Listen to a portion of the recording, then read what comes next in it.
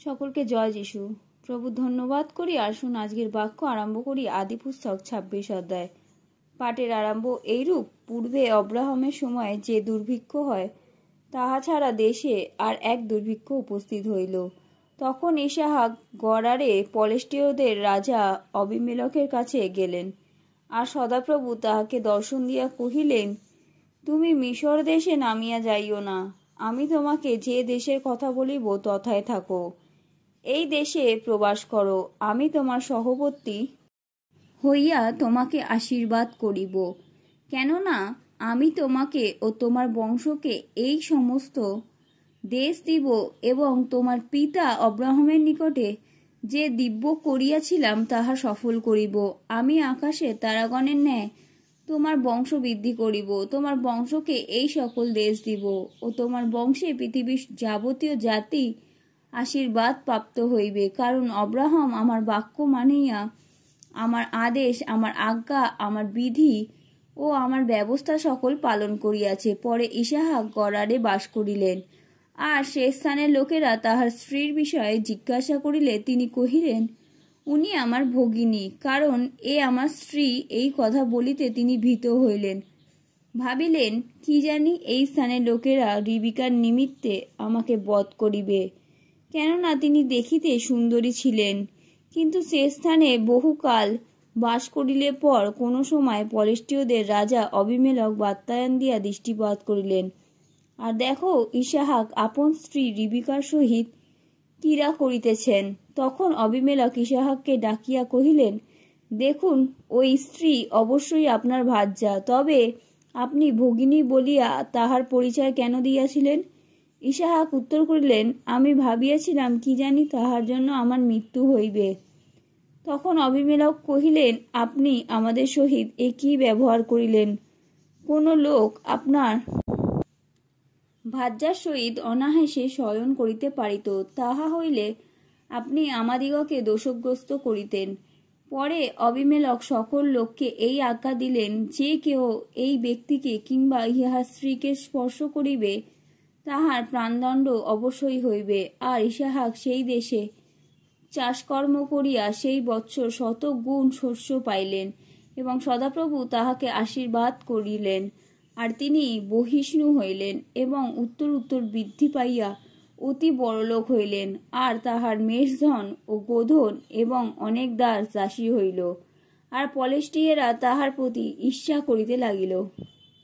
এবং তাহার পিতা অব্রাহামের সময় তাহার দাসগণ যে যে কূপ খুঁড়িয়াছিল, পলেষ্টীয়রা সে সমস্ত বুঝাইয়া ফেলিয়াছিল ও ধূলিতে পরিপূর্ণ করিয়াছিল। পরে অবিমেলক ইসাহাককে কহিলেন, আমাদের নিকট হইতে প্রস্থান করুন, কেননা আপনি আমাদের অপেক্ষা অতি বলবান হইয়াছেন।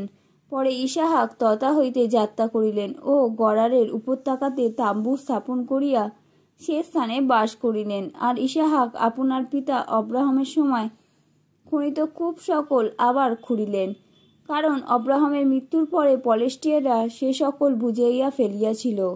আর তাহার পিতা সেই সকলে যে যে নাম রাখিয়াছিলেন, তিনিও সেই সেই নাম রাখিলেন। সেই উপত্যকায় ইসাহাকের দাসগণ খুঁড়িয়া জলের উনুনি বিশিষ্ট এক কূপ পাইল। তাহাতে গরারীয় পশুপালকেরা ইসাহাকের পশুপালকদের সহিত বিবাদ করিয়া কহিল, এ জল আমাদের। অতএব তিনি সেই কূপের নাম এশক বিবাদ রাখিলেন, যেহেতু তাহারা তাহার সহিত বিবাদ করিয়াছিল।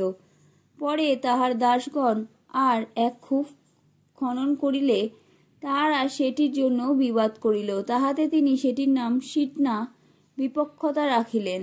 তিনি তথা হইতে প্রস্থান করিয়া অন্য এক কূপ খনন করিলেন। সেটির নিমিত্ত তাহারা বিবাদ করিল না, তাই সেটির নাম রহবত প্রশস্ত স্থান রাখিয়া কহিলেন, এখন সদাপ্রভু আমাদিগকে প্রশস্ত স্থান দিলেন, আমরা দেশে ফলবন্ত হইব। পরে তিনি তথা হইতে বেশ সেবাতে উঠিয়া গেলেন। সেই রাত্রিতে সদাপ্রভু তাহাকে দর্শন দিয়া কহিলেন, আমি তোমার পিতা অব্রাহামের ঈশ্বর। ভয় করিও না, কেননা আমি আপন দাস অব্রাহামের অনুরোধে তোমার সহবর্তী। আমি তোমাকে আশীর্বাদ করিব ও তোমার বংশ বৃদ্ধি করিব। পরে ইসহাক সেই স্থানে যজ্ঞবেদী নির্মাণ করিয়া সদাপ্রভুর নামে ডাকিলেন, আর সেই স্থানে তিনি তাম্বু স্থাপন করিলেন ও তাহার দাসগণ তথায় এক কূপ খুঁড়িল। আর অবিমেলক আপন মিত্র অহুশুককে ও সেনাপতি ফিকোলকে সঙ্গে লইয়া গড়ার হইতে ইসহাকের নিকটে গমন করিলেন। তখন ইসহাক তাহাদিগকে কহিলেন, আপনারা আমার কাছে কি নিমিত্ত আসিলে? আপনারা তো আমাকে দেশ করিয়া আপনাদের মধ্য হইতে দূর করিয়া দিয়েছেন।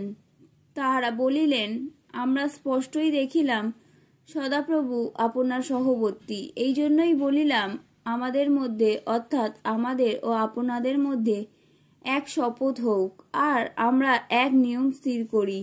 আমরা যেমন আপনাকে স্পর্শ করি নাই ও আপনার মঙ্গল ব্যতিরেকে আর কিছুই করি নাই, বরং আপনাকে শান্তিতে বিদায় করিয়াছি, তদ্রূপ আপনিও আমাদের ওপর হিংসা করিবেন না। আপনি এখন সদাপ্রভুর আশীর্বাদের পাত্র। তখন ইসহাক তাহাদের নিমিত্তে ভোজ প্রস্তুত করিলে তাহারা ভোজন পান করিলেন। পরে তাহারা প্রত্যুষে উঠিয়া পরস্পর দিব্য করিলেন। তখন ইসহাক তাহাদিগকে বিদায় করিলে তাহারা শান্তিতে তাহার নিকট হইতে প্রস্থান করিলেন। সেই দিন ইসহাকের দাসগণ আসিয়া আপনাদের খনিত কূপের বিষয়ে সংবাদ দিয়া তাহাকে কহিল, জল পাইয়াছি। আর তিনি তাহার নাম শিবিয়া দিব্য রাখিলেন। এই জন্য অদ্য পর্যন্ত সেই নগরের নাম বেরশেবা রইয়াছে। আর ঐশ 40 বৎসর বয়সে হিত্তীয় বেরির জিহুদী নাম্নী কন্যাকে এবং হিত্তীয় এলনের বাসমত নাম্নী কন্যাকে বিবাহ করিলেন। ইহারা ইসহাকের ও রিবিকার মনের দুঃখদায়িকা হইল। আমেন।